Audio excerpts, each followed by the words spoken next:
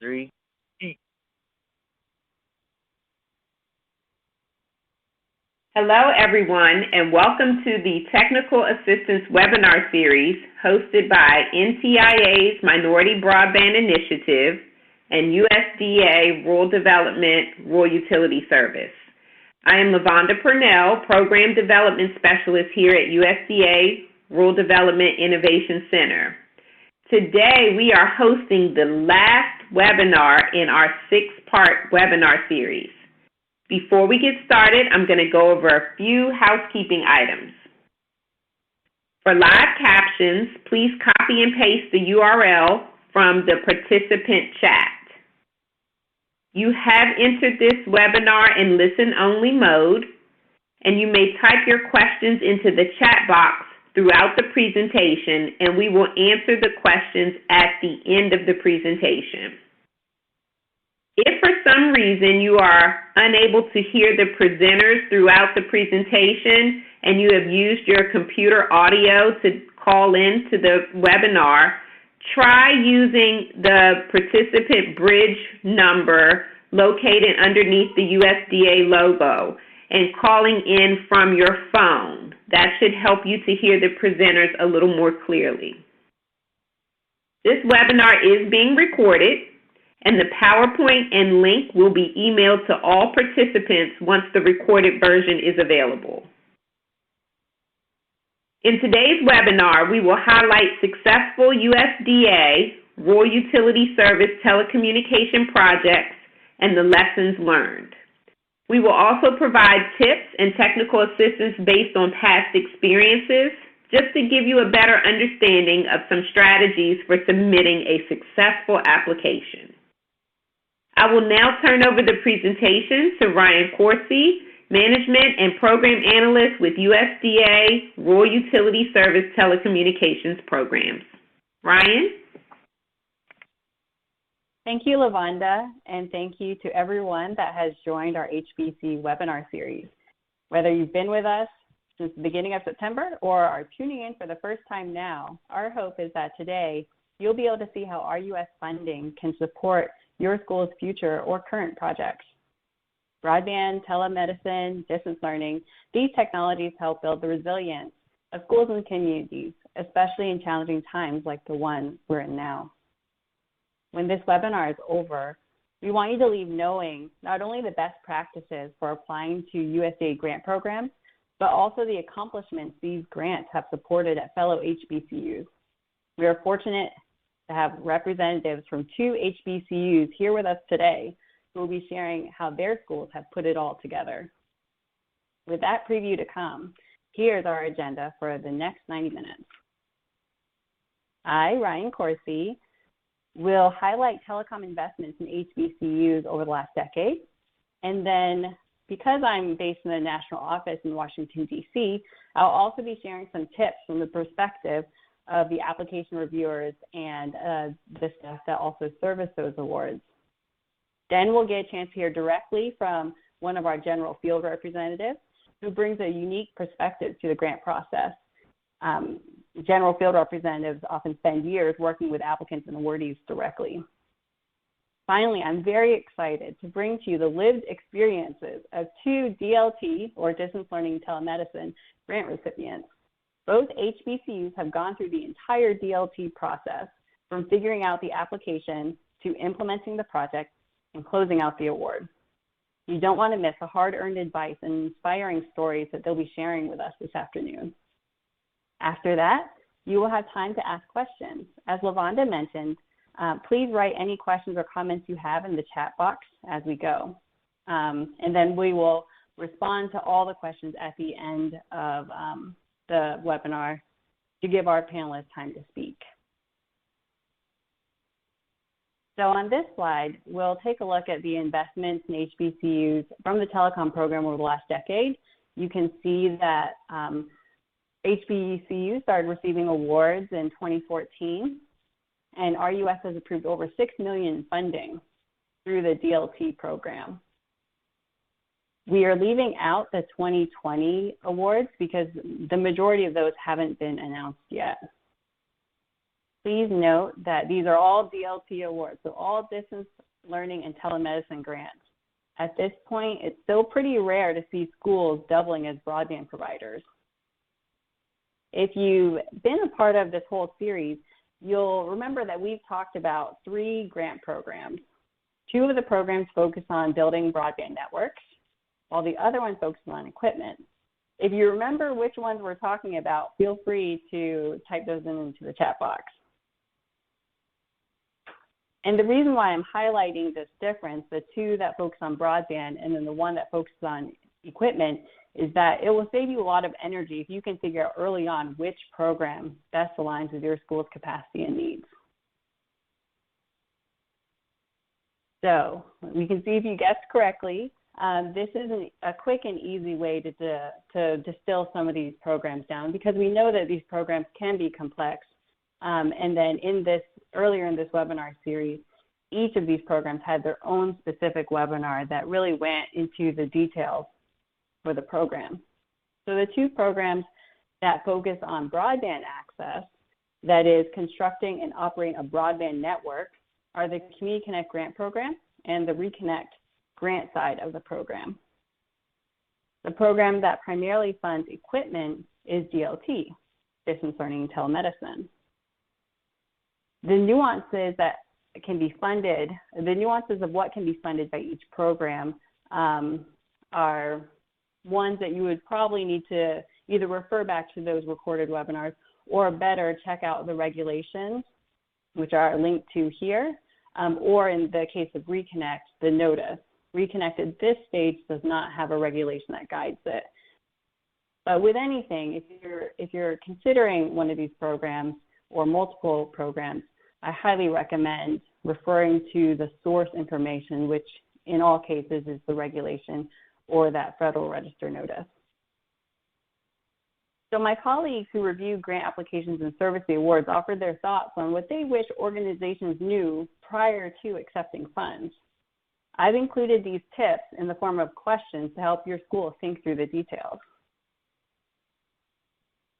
And all of these questions, I'm sure, will save you time and money. If you're able to answer them or think through them ahead of time, then you're on a better path toward having a successful application, but also having a successful project, because the application, as one of our panelists said to me before this webinar, is only half the battle. So if you're seeking broadband funding, again, through Community Connect or through the Reconnect program, it's important to determine what it is you're really looking for and what the HBCU is willing to commit to doing. Wanting broadband for your students who live off campus is one thing. Owning and operating a broadband network that will need to serve not only your students, but also the wider community is something different. Sometimes there's an existing service provider in the area that your school could approach. If your school would rather not be the service provider, it might be a wiser idea to schedule a meeting with this provider, your GFR, and your school's leadership team to discuss the possibilities. Now, this isn't to say that a school cannot be an internet provider. It is possible. There's at least one university that I know of that is also a wireless internet provider for its surrounding communities. I just think that the key thing here is to understand that where your school skills are and your technical capacity to serve your students is a different field from operating a network. That's a completely different industry, but again, it is possible to do both.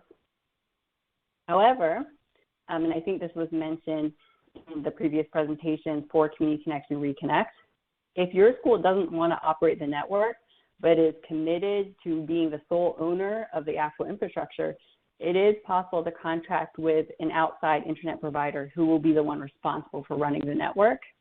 I think ultimately the most important question is to determine whether or not your school wants to own a broadband network, and then based off of that answer, you'll know whether or not Community Connect and Reconnect are a good fit for you. For the DLT grant program, this is useful in situations where broadband already exists. And now, if broadband exists, your main concern is determining whether or not the distance learning or telemedicine system will be supporting the live interaction between end users in a rural area and an expert somewhere else. If you can say yes to that first bullet point under equipment, then the next step is making sure that you and your IT team understand that whole picture of how all of the equipment work together on a broadband network. The next set of questions are not specific to any of the grant programs. They apply to all the grant programs. So it's important to know ahead of time, even long before the application window even opens. If you're committed and interested in applying to one of these grant programs, you'll want to know how you're going to source that non-federal money to meet the matching funds requirement. There are a few organizations, depending on where you're located, where the matching funds requirement has special provisions. It may be waived or may be reduced in some instances. And these are schools or organizations that are from American Samoa, Guam, the Virgin Islands, and the Northern Mariana Islands. And I believe there is one HBCU from the Virgin Islands. So you would definitely want to reach out to your GFR to talk more about what your matching funds requirement might be. And then regarding human resources, at your schools, is so important to have the buy-in and support for whatever project you will be writing the grant for. So in the instance of DLT, I had the opportunity to visit a DLT project a few years ago. And the vision for this project was amazing. It was very relevant. It directly satisfied a need in the community. But when I arrived there, we discovered that half the site weren't using the equipment, and the equipment was actually collecting dust in one of the closets. And that's always a disappointing. It's also a red flag for us as an agency. But what we learned from the grant recipient is that they acknowledged that ahead of time they hadn't put in enough of they hadn't prepared for the fact that they would really need to get the buy-in from the staff at the site to use the equipment. I mean, if any of you have ever been part of change management, you know that even if people want a problem to be solved, it will still take time to get them to adopt a solution. And so it was clear that in the communities they wanted this telemedicine solution, but there would have needed to be more strategic planning in how to help people become more comfortable with that equipment in order to utilize it. So you don't want to have that situation happen to you. So make sure you get the buy-in before you submit your application. And then that way, if you're successful, implementing the project will be that much easier. It's also important to note that each program has a set period in which funds may be advanced. So you don't want to risk losing your grant funds because it takes too long to implement a project. In the specific instance of the DLT project I mentioned earlier, because they had already received funds, they had to work with RUS to modify their project, which requires substantial communication and back and forth. So definitely save yourself the headache and get everyone on board, or at least the important people on board before you begin. Likewise, the next question on the slide is making sure that the HBCU or your school knows who is going to be responsible for that post-award reporting compliance requirement. We know that because these awards are funded with taxpayer dollars, both yours and mine, the reporting and compliance activities may be a little more exacting than if you were to receive an award from your local institution or private organization. So it's always good to know ahead of time that if you accept those funds, what is going to be required of your organization. And then lastly, these last few questions are also very important. When I've spoken with application reviewers and when I've assisted with the help desk during when application windows are open, one of the things that folks wish applicants had done is to read the review the guide. Many of the questions can be answered through those application guides for these programs. They're posted on the website, readily available for download.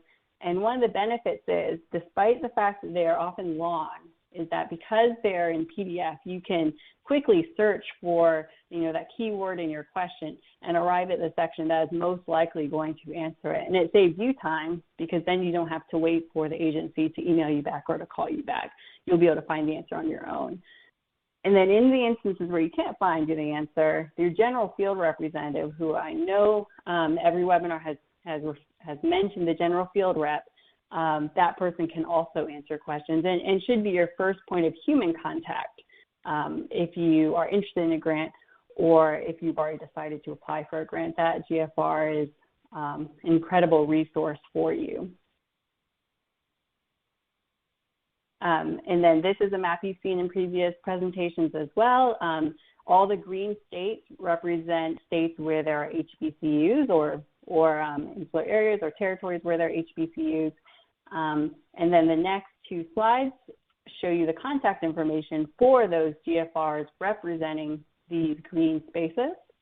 And I won't spend time on these because I know you've seen it before. And also this will be available after the webinar so you can spend more time on the slides. And then here I have highlighted one of our GFRs, Andy Hayes, who is the general field representative covering Georgia, Florida, Puerto Rico, and the Virgin Islands. He is here with us today. He has over 28 years of experience working with the telecom program, and he will be sharing advice that he has acquired firsthand from working with applicants and awardees, including HBCUs. All right, so with that, Andy, over to you. All right, thank you, Ryan, and good afternoon, everybody. Thanks for attending today. As Ryan said, I'm the field representative with the USDA and our telecommunications program. My job basically includes scoring grant applications and then also monitoring the projects we fund out in the field. So that means I'm visiting with the staff who operate the equipment on a daily basis and discuss with them how the project is providing benefits to the community. As Ryan said, I've been doing this for a while now, and I've read a lot of applications and visited a lot of projects, and I just wanted to go through some of the things that I've seen over the years and my conclusions as to why some projects are successful and others are not. And I'm primarily going to be talking about our distance learning and telemedicine grant program today because I think that's going to be the program that's the most interest to you all. We do have, as Ryan mentioned, our broadband grant program, and really the only thing that I could say about that is I'm going to repeat some of the things that she said. If anybody's interested in coming in for a grant for broadband, for our Community Connect broadband grant, obviously, first thing you need to do is contact the field representative, such as myself, and we'll get you the application guide and any materials that you need, and we can set up a meeting with you and run through it. The guides are very thorough, but if there's something that's not clear to you, we can answer the questions. We can also refer you to any what we call post-award requirements, and Ryan mentioned reporting, but in the context of a broadband project, there also may be some competitive bidding that you have to do. And so the field representative can sit down and go through everything that you'll need to submit the application. And so that would be the main thing that I would want you to take away from this webinar for a broadband grant.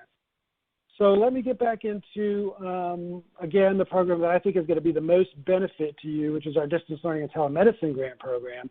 And again, I'm probably going to overlap a lot of what Ryan said, because the first thing in my experience in monitoring these projects and scoring the applications and comparing the application versus what I see implemented, the number one thing that impacts a project is whether it's bottom up or top down.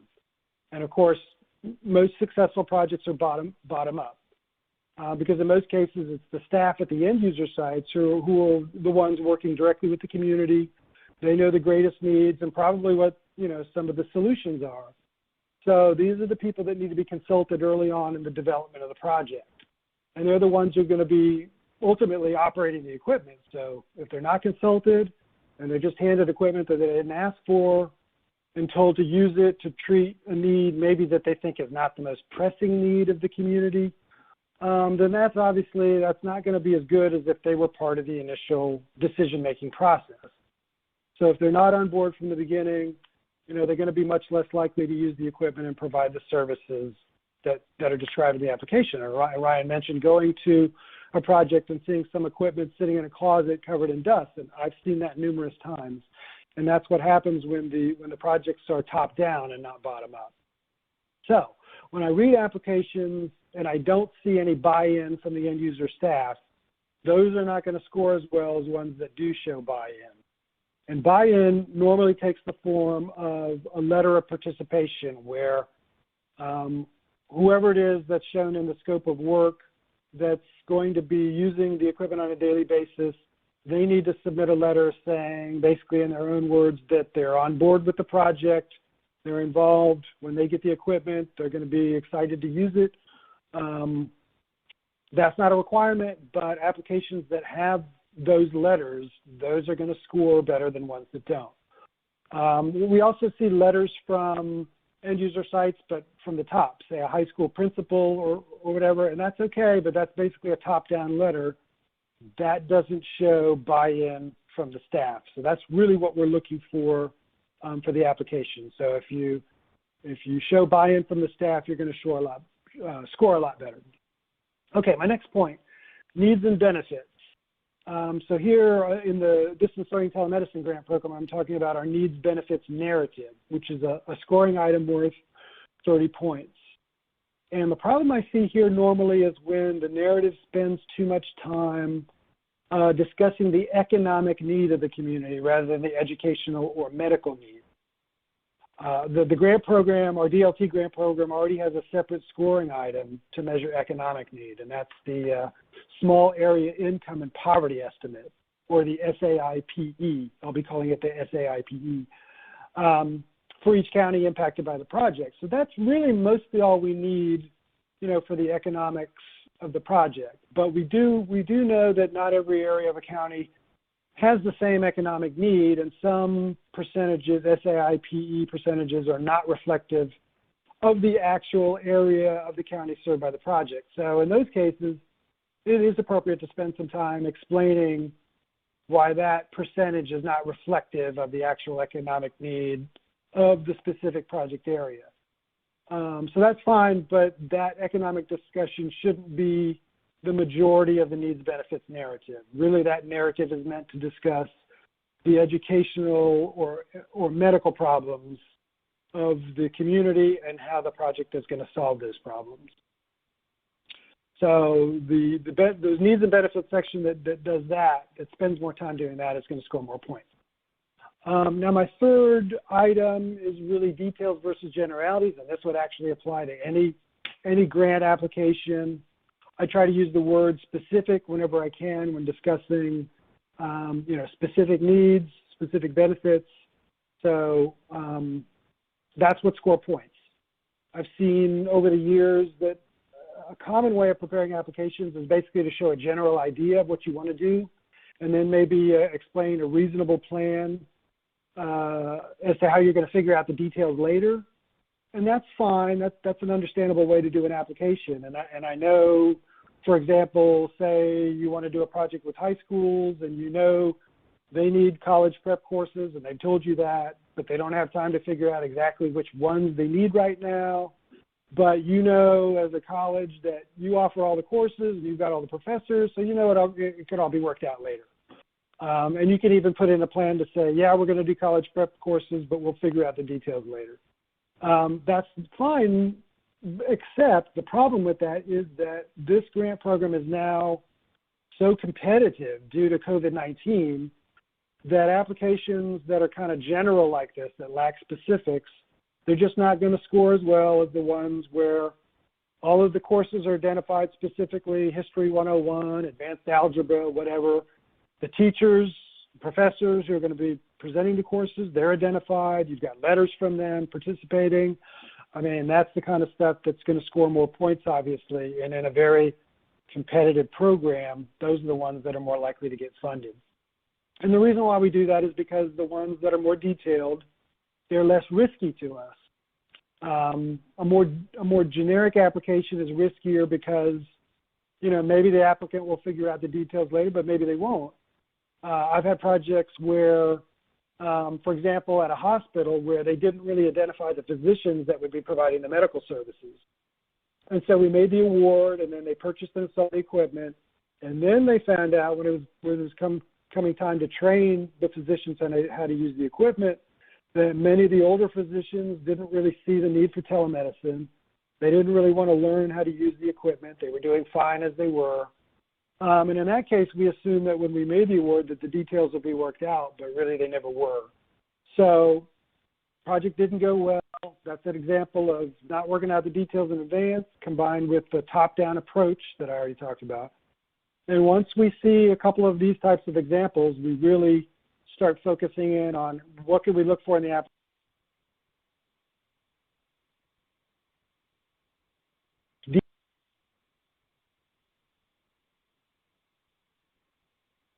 Distance is key, so this obviously talking about our distance learning telemedicine program.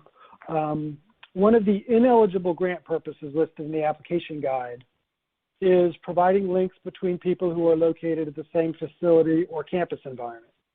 And the reason that this is not eligible is just the distance is too short. In this case, the project is not really saving rural residents any travel time and money to access needed benefits, which is the purpose of the program. So the farther away that rural residents have to travel now prior to the project to get the services they need, the greater the community need, and the more time and money the project will save them. So that means the project has more benefits and will score more points. So, for example, if you've got a project where the residents maybe now only need to travel 30 minutes to get services, that's obviously not going to compare well against a project where residents have to travel maybe an hour, maybe more, maybe even over a mountain range or something to get service. And you might say, well, our residents don't have access to transportation, so 30 minutes is really far for them. But the problem with that is that's what every application says. Everybody says their residents don't have access to transportation. So when we compare two applications, the ones where the residents are currently traveling farther to get their, you know, educational and medical benefits, those are the ones that are going to score more points because the project is going to save them that much more time and money.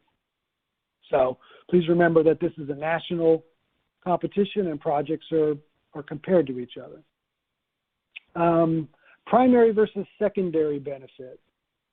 Not all project benefits score equally, so it's important when you're preparing the application to clearly identify services primary or secondary, and then keep the majority of your focus of the narratives on the primary purposes.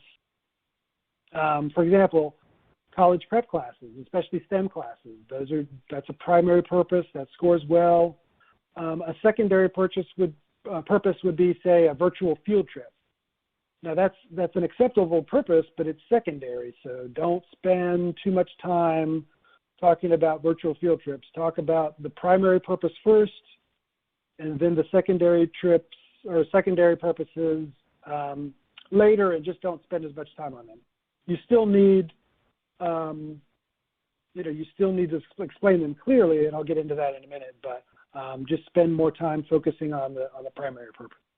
So that leads us into the next one, which is maximize benefit. So keeping in mind what we just talked about, primarily focusing on the primary purpose of the project, you get more points if you use the equipment as much as possible, so even nights and weekends. So applications that propose to use the equipment for secondary benefits for the entire community get more points. So equipment can be used for all kinds of stuff: job searches, continuing adult education, workforce development, GED classes. I've even had one where the video conferencing equipment was used on the weekends for Skyping with family that are overseas in the military in Afghanistan or whatever. So the more uses that you can show for the equipment, the better. Just be sure that you present each of those secondary services as something that's actually going to be done, and that you have a clear plan to get it done and who's going to be doing it, and not just mention that it's something that might be possible, because that that doesn't score any points. If you say, well, we might do this, or we might do that, or we could do this, that doesn't score points. It has to be a definite, we will do this kind of a thing. So same for telemedicine.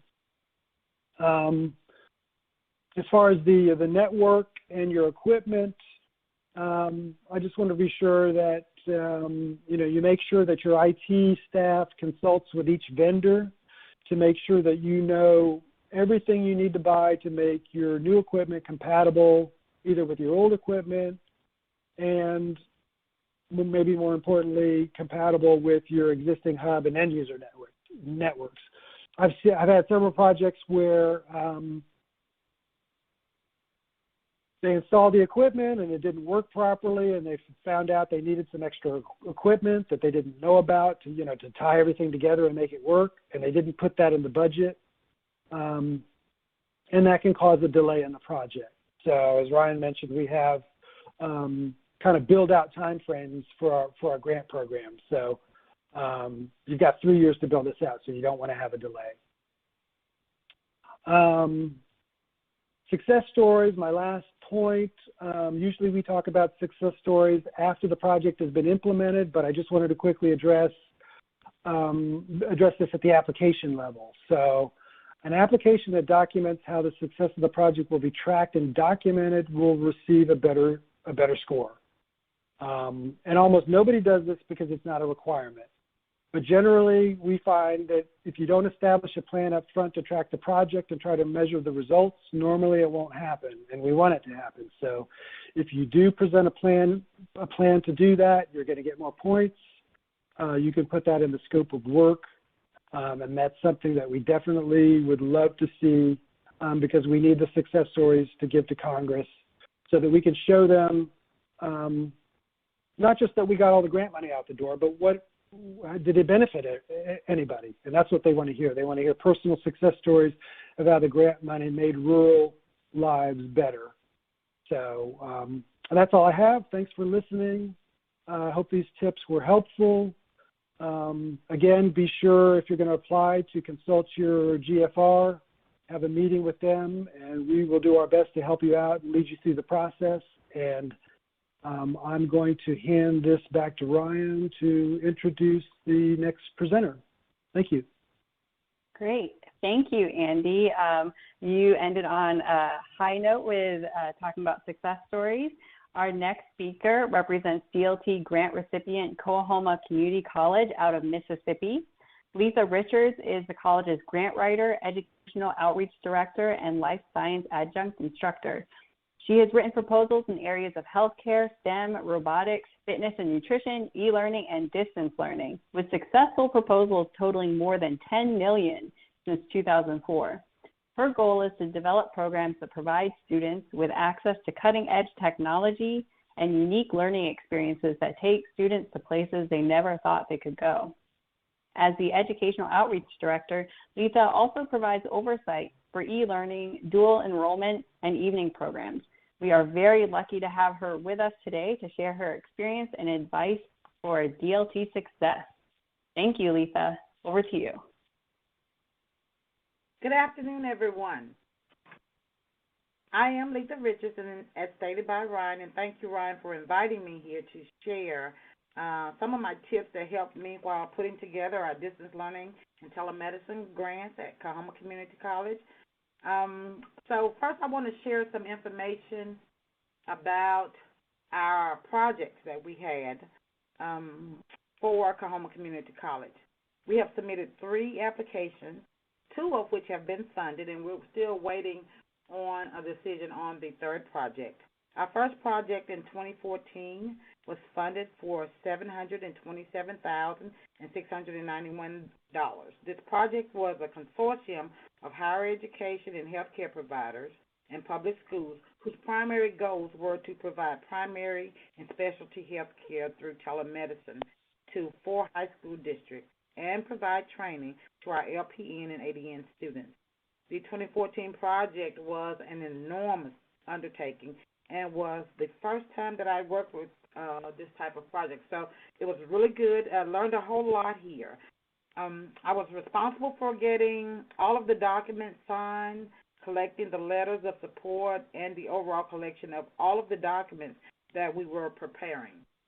We did have a consultant put this application together for us, and we all know when the consultant does writes the project that we do all the work. So that's basically what happened here, and I learned a lot, and I'm truly grateful to have been a part of that particular project.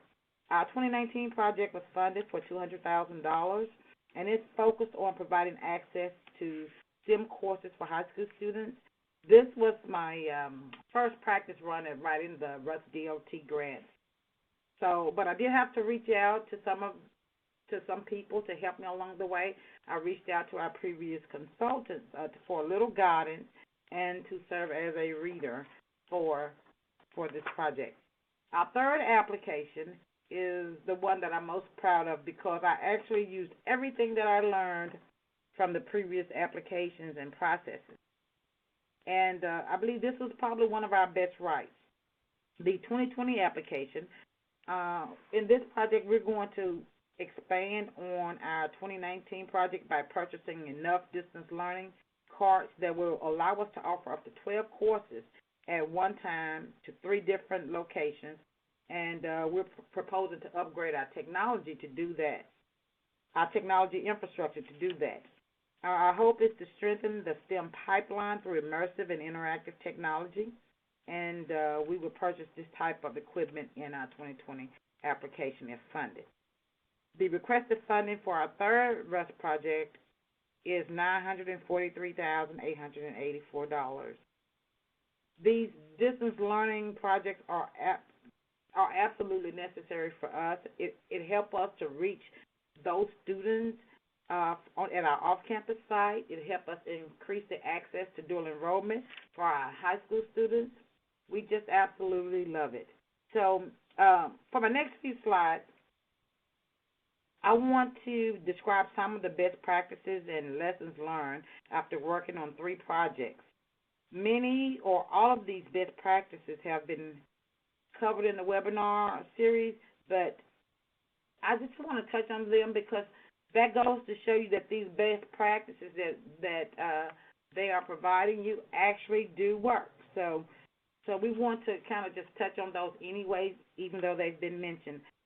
So now let's look at some of the pre-award activities.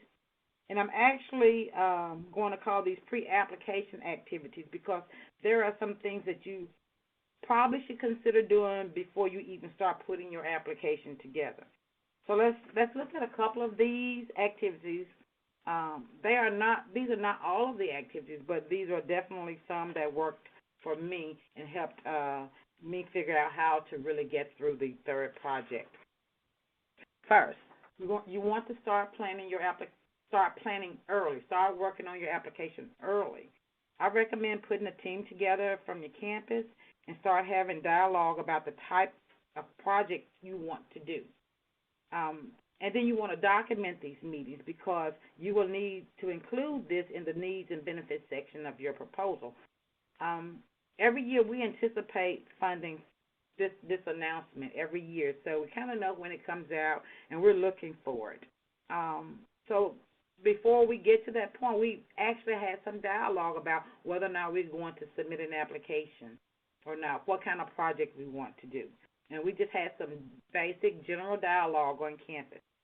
Then next, you want to conduct a needs assessment on your campus and within the community. This documentation is helpful not just because it gives you an idea of what your community needs or what your campus needs, but the scholars like to see this.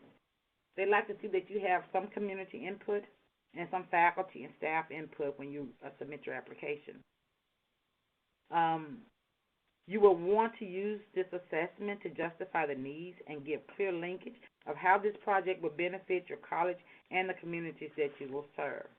For our project, the 2014, we conducted a survey, our community survey, and we used this survey for 5 years, so I was able to use it for my 2020 application as well as my 2019 application.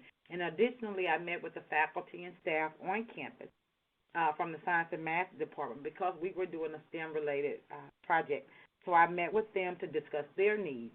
and I use the survey and the meetings from the faculty and staff, my meetings with the faculty and staff, to show that, or to document that we did have input from the community and from the faculty. Next, you want to identify your sources for match. Make sure that your match funds have a non-federal origin. Our amount of match pretty much determines how much funding we're going to request. So I knew I had $30,000 that I was getting from our Mississippi College Consortium.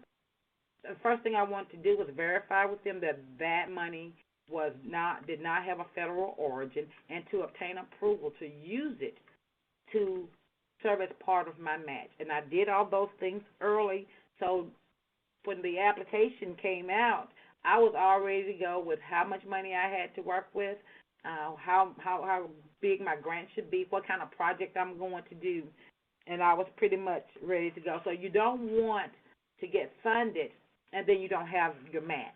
So we narrowed it down, those sources, really early during the pre-application phase. Then you want to keep watch for the announcement. Like I said, you know when this is coming out, around about time when it's coming out.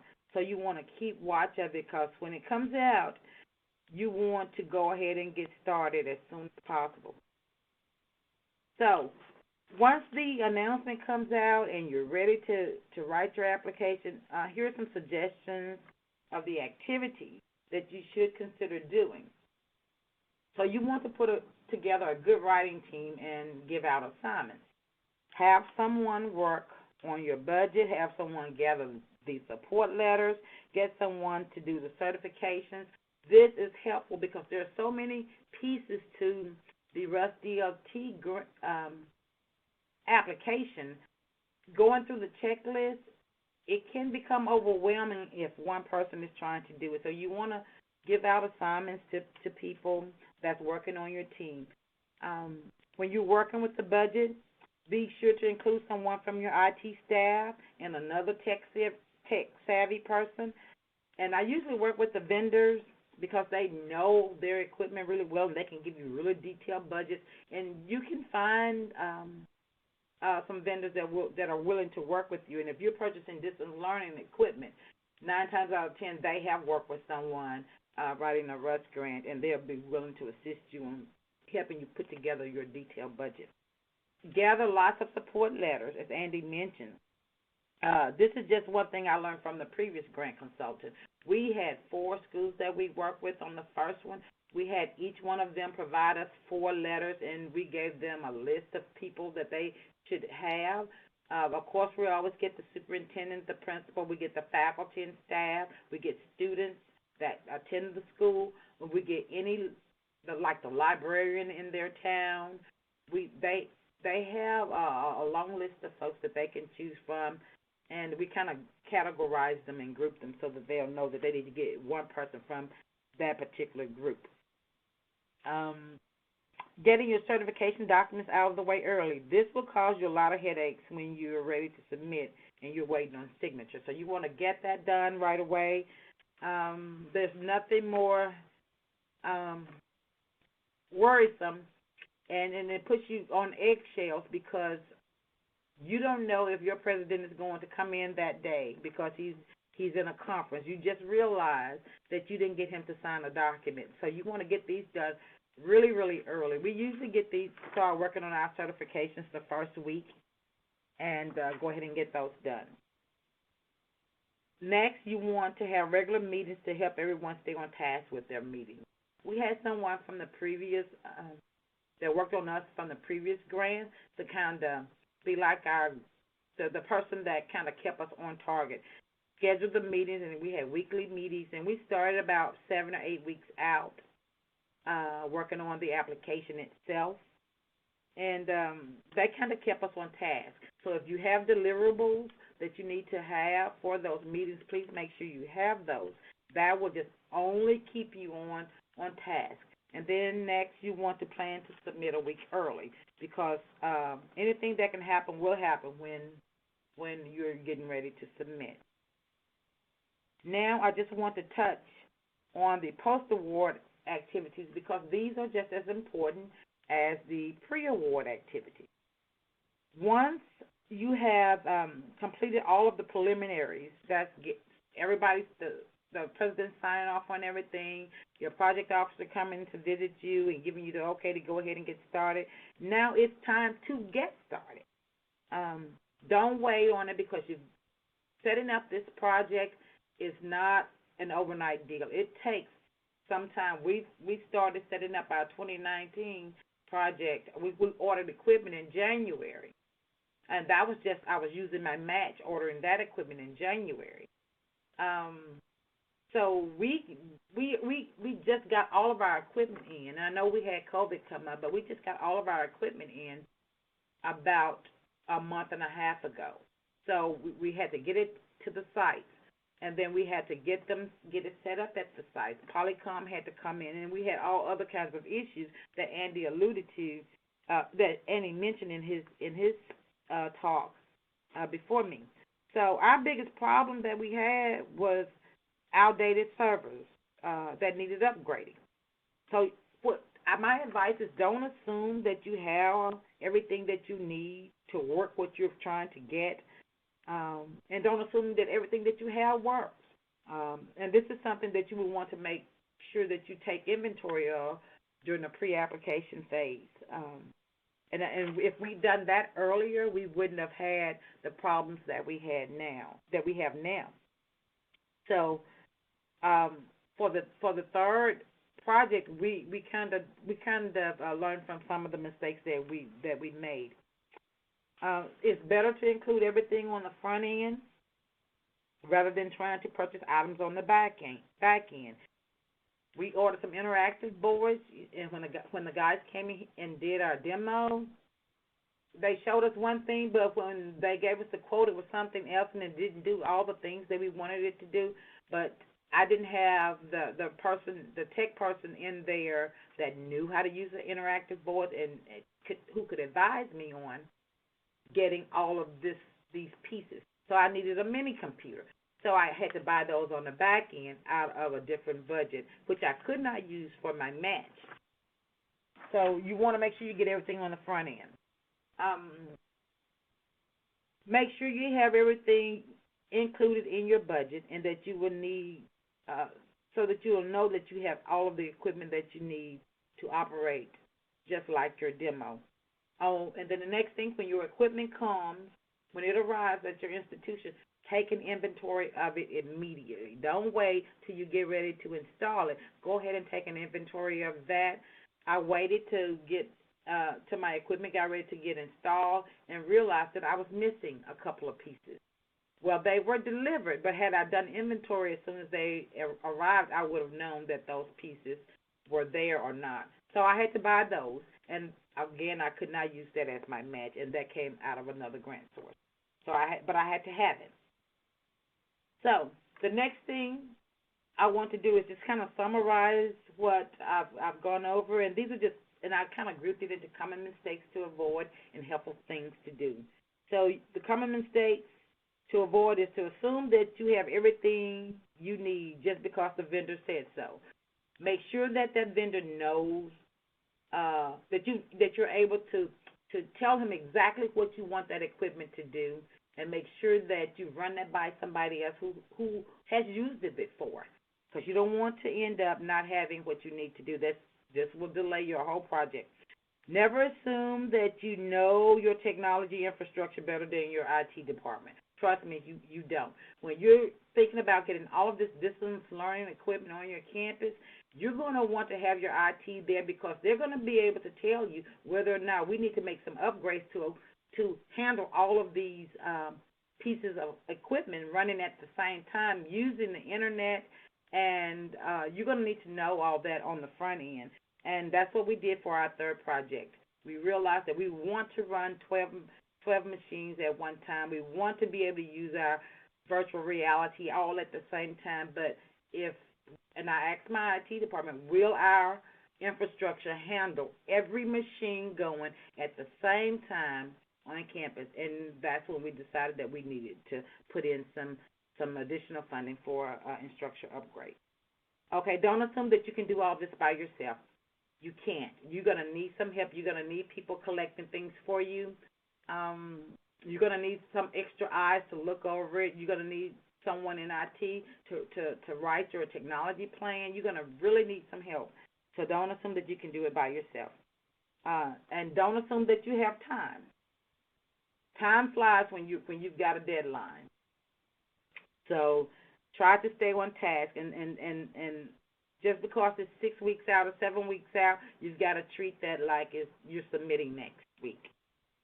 Some helpful things to do is to reach out to others who have experience writing a Rust DLT application. Notice that I said that on the second project, I had to call the consultant up. I was not ashamed to do so. I need some help. Can you read this for me? Can you tell me what I need to do next? Or, they will guide you along, because that was my first time. So don't assume that you can do it all by yourself and you don't need anybody's help. And you must reach out to somebody who's done it before if this is your first time. I strongly encourage that. Shoot for getting all of the points. I apply for all of the preferences and all of the priority areas. I try to get all the maximum points possible. And that's the way we kind of put our application together at Kahoma. And then the last thing that I want to mention of the helpful things to do is to tackle your big picture in phases. If you can't fund your entire project in one cycle, it's okay to break it down into two or three phases. That's what we did in 2019. I only had $30,000 to work with, but this year the president gave me $150,000 to work with for match. So I was able to do my entire project, but I had to do it in 2 years, and that's okay. So that is it for me. And now I will turn it over to Mr. Greg Clinton.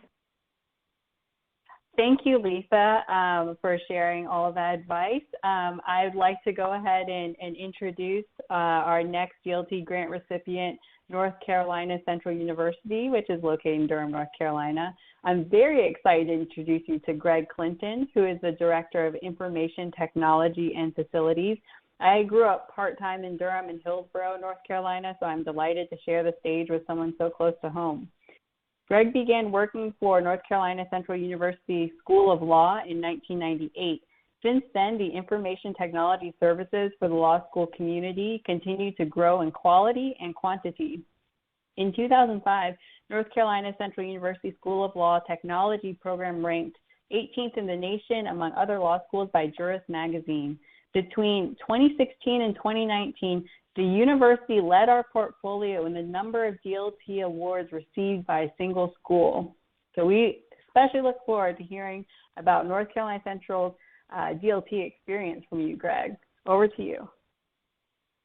Thank you, Ryan, and I'm glad to be here. And I'd like to first say thank you to all those who have been involved in bringing about these webinars. It's been a great series. I've listened to a few of them, and I'm glad that this is going on.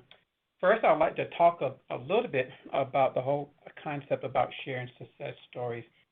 Years ago, I had an opportunity to meet my business idol, Fred Smith, with Federal Express, and it was a good conversation. Then I recall one day that Fred Smith was doing an interview with 60 Minutes, and at that time, when he was doing the interview, they had a practice of allowing for other industry like Airborne, UPS, Emory to come in and inspect how they do their business, how they conduct their business. And Mike Wallace made a comment to Fred Smith and said, aren't you concerned and afraid to allow your competition to see the insides of your operation and to see how you conduct your business? And his response was, we're the best in the business. And I've learned that people who are good at what they do and who are successful don't mind sharing. They don't mind sharing because they want others to be as successful and as good as they are and to do better. I always think that the next generation has to get better than the previous generation and that we have the responsibility of making this world better than how we found it. So that being said, I'd like to talk to you a little bit about what we do at NCCU and the Virtual Justice Project. The Virtual Justice Project is an innovation in both technology and legal education. we actually got started in 2010. But prior to that time, I want to note that we were the first law school to create tele-law using HD video conferencing and telepresence. In 2009, we started preparing for the grant proposal with BTOP, the Broadband Technology Opportunities Program that was being administered by NTIA, National Telecommunication Information Administration. And when we were looking at that proposal, we felt like that proposal was written for us. At that time, we had created one of the best technology programs in the country, and we also had one of the best clinical education programs. With our clinical education programs, we're able to help indigent people or people in certain aspects of the law under the third-year practice rule, where students under the supervision of a licensed attorney can handle cases for people. So what we envision, wouldn't it be great if we can expand our clinical reach from Durham to 4 of the other HBCUs, A&T, Winston-Salem State, Fayetteville State University, and Elizabeth City State University. And in addition to that, add legal aid in the midst. So we essentially created a program where we would expand our reach from Durham to all these locations using telepresence and HD video conferencing. And mind you, this is 2009 and 2010. This is long before Zoom became popular or BlueJean or any of the other players we have today. So we had envisioned that we wanted to make sure that we create as much of a real life experience in our interaction as a person would get if they went to see an attorney. Or similar, like if you're going to telemedicine, you want to have that same feel that you will have in the office with a doctor. So our BTOP project was designed to do 2 things, but end up doing 3. Our 2 things was to create a Know Your Rights series. That Know Your Rights series will give legal information about certain aspects of law so people would know what their rights are under the law. The second was to create a pipeline of students coming to law school to strengthen their ability to do well in law school. Whether they came to our law school or some other law school, we want them to do well in law school, so we gave them the opportunity to take these virtual pre-law courses. So those courses have been conducted via telepresence and HD video conferencing. And then what the third thing that did happen as a byproduct of this, we created synchronous distance education opportunities for our students who were completing their JD degree. So with the BTOP grant, we were able to build a telepresence room or purchase a telepresence room. This telepresence room is called the RPX Real Presence Experience 418 because it has 4 screens on the panel, and it seats 18 people within the room. In this image that you see, you'll see a session that's going on where we're connecting to 4 different locations. The first location was an example of the rooms we built at one of the HBCUs. The second location is just a classroom. The third one is an auditorium, and the fourth one is another room we built at one of the HBCUs. So what we've done in this environment, we connect in a true telepresence call. You can connect telepresence to telepresence, and the 2 rooms come together as one room that makes it appear that you're in the same room with someone else. Or in this case, you can put a different location per screen. Or in the case that we're doing now, you can put up to 25 locations per screen. So in our telepresence room, we actually can connect to 100 locations at one time and see all 100 locations at one time. So to me, that was kind of pretty phenomenal. Equipment is important. Equipment is important in order to do what we do. So you have to have really high-res, high-definition video and audio. You want people to feel and forget that they're at a distance. You want them to feel comfortable and as if they're in the room with you. I will do a lot of my success storytelling throughout my presentation. One piece of success I'd like to talk about is the USDA telemedicine grant. Now, we've gotten a lot of DLT grants. However, the truth be told, we applied for this 3 times. The first time we didn't get it. The second time we didn't get it. So we just asked what was wrong with our application? What was missing from our application? We got some positive feedback, so we applied the third time and we got it. We've gone through a lot of grant writers over the BTOP grant as well as the USDA grant as well as all some of the other grants that we've received over the years. And what we'd like to do, we create a team to put together these proposals. And then once we complete the proposal with the team, we typically will give that proposal to somebody who is not familiar with the proposal and ask them to read it. Because we want to make sure if it makes sense to anybody who just picks it up, then we've done a good job. And some of our earlier proposals, some of the grant writers we've had, they wrote it from a technical standpoint or just saying more academic, but when you read it and reviewed it, it didn't make sense. And we've had situations where we had to replace grant writers because what we were paying for, we were not getting. So when we apply, so one of the things we learned also from the BTOP grant, of course, we had the 4 HBCUs and all the legal aid offices in North Carolina. But what we learned was that after hours, after 6 o'clock, and on the weekends, it was hard for people in the community to get access to the campuses or to get access to the legal aid offices. During the day, it was fine. So what we decided to do is to reach out to libraries where they're open at night as well as on the weekends, churches, which are open at night as well as on the weekends, and also those are community anchor institutions where people are familiar with and they would like to go to those locations. They feel comfortable going to the locations. So our first grant, we add churches and libraries, and turned out that was successful. So then our second grant, when we applied, we added more libraries. In fact, in the first grant, we had a library system in place. We had all the libraries in the Columbus County Regional Library System. So all those libraries are part of our first DLT grant.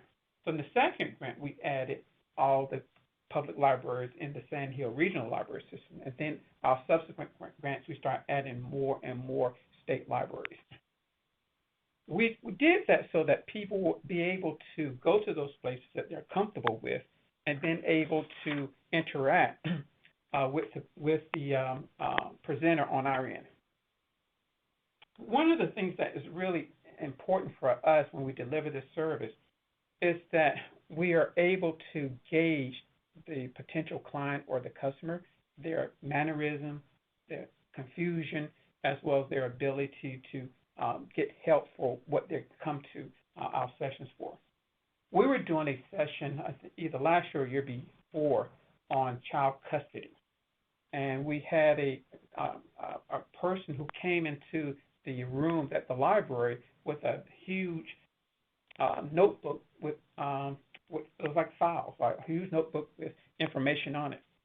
And what he was kept going through that, asking questions throughout the presentation. So the attorney who was doing the presentation, when she noticed that, close to the end of the presentation, she said, Mr. So-and-so from wherever he was, it seems as though you have a lot of questions and a lot of concerns. Why don't we hold in this session after everybody's gone off, and I'll work with you one-on-one. And she was able to work with him one-on-one and answer all the questions as he had.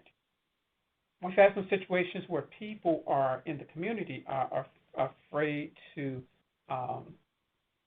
reveal what they don't know, and sometimes people don't know what they don't know. But having come to our sessions, the technology has made it so comfortable and user friendly that people forget that they're in a public setting, and they typically will give more information than we would like.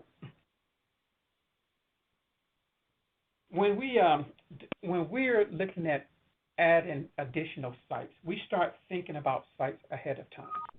One of our goals from the start was to make sure that we were in all 100 counties of North Carolina. North Carolina has 100 counties, and we wanted to make sure that we got to all 100 counties. So we ended up writing grants to add additional counties as we go. And as we add those additional counties, we got to the point where we got enough grants that we're in all 100 counties. So this past year, we applied for, in 2019, we got a grant to expand beyond North Carolina. So I talked earlier about our telepresence room that we got in the BTOP. We're replacing that room because that room now is 10 years old with this new immersive studio that you see before you. This immersive studio allows for 21 people in the room and has 3 screens, allows for 33 people per screen, so we get a total of 99 people in that in this call. Now, what we decided to do is that there's only 6 HBCU law schools in the country, and we decided to start partnering with other law schools to provide access to justice and information on certain federal areas of the law. Southern University Law Center in Baton Rouge, Louisiana, has one of the best disaster recovery programs.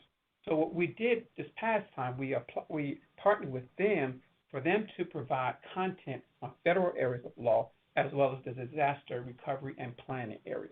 So they can broadcast that information to all of our locations in North Carolina. In addition, Southern University will start applying for grants on their end to do the same thing in Louisiana that we are doing in North Carolina. We recently just applied for 2 grants in 2020, and we're keeping our fingers crossed about being successful with it. And the thought was to add another law school, which is Howard University Law School in D.C., because they have a great housing clinic. And considering what's going on now with foreclosures and evictions, that clinic becomes more and more important. They would provide content for our locations, all of our locations, all of the Louisiana locations, now that everybody's doing Zoom, and provide for anybody nationwide from their location, from the immersive studio that they will have. We also, in the second grant that we applied for, we applied to connect up to 13 HBCU libraries to help provide information on digital literacy and digital access, and to help share resources. So those are so that's where we are now. The thing I'd like to walk away with is that imagine what you can do, and then just work towards making that occur. We're successful only because there's a need for what we do. There's an opportunity for us to fulfill that need. And there are resources like DLT that's available to allow for us to put equipment out in the communities that are just so vastly needed. Thank you.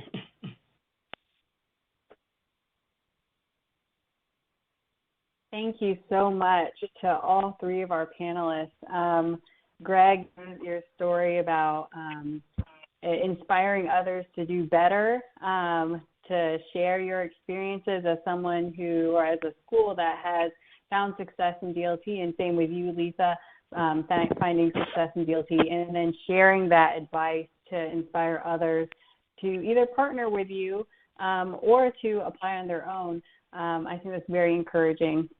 And I also want to point out that in that $6 million that DLT has funded to HBCUs across over the last decade, that those 15 awards benefited eight HBCUs, and our hope is that with over 100 HBCUs in the U.S. and territories, our hope is that in the next decade we'll see many more HBCUs accessing telecom funding. And of course, even that the 15 awards to the eight HBCUs doesn't necessarily mean that only 8 HBCUs are benefiting, because as we just heard from Greg, there's a lot of possibilities in partnering with other schools on the same projects. So if there are any questions for our panelists live, please feel free to type those into the chat box. We also, because this is a recording, if you happen to be listening in later, please, again, feel free to reach out to Andy, Lisa, Greg, or myself through email. And, you can bring up this webinar, and I'm sure we'll be happy to talk to you about anything you heard today. LaVonda, have you seen any questions come in? None yet. All right. Well, we'll hold for a little bit to give you a chance to think about any questions if you have any. In the meantime, I know we heard a lot of incredible advice from our panelists, and so I have a question to the three of you. All three of you don't have to answer if you don't want to, because I imagine there may be some overlap. But if you had to boil your advice down to one point that you want people who are watching this webinar, either now or later, to remember, what would that be?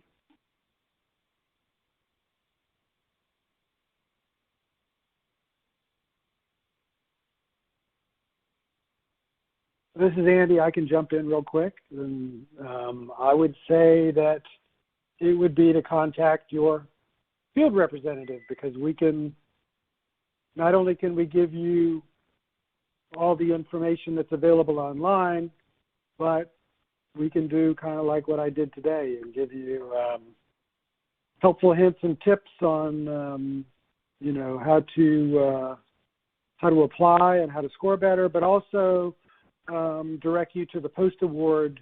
I don't think we do a good job pointing out the post-award, you know, reporting requirements and some of the things that have to be done on the back end. And so we can make sure that you know exactly what you're getting yourself into and what your responsibilities are, and even go through a sample grant agreement with you and all that stuff. So that would be my response.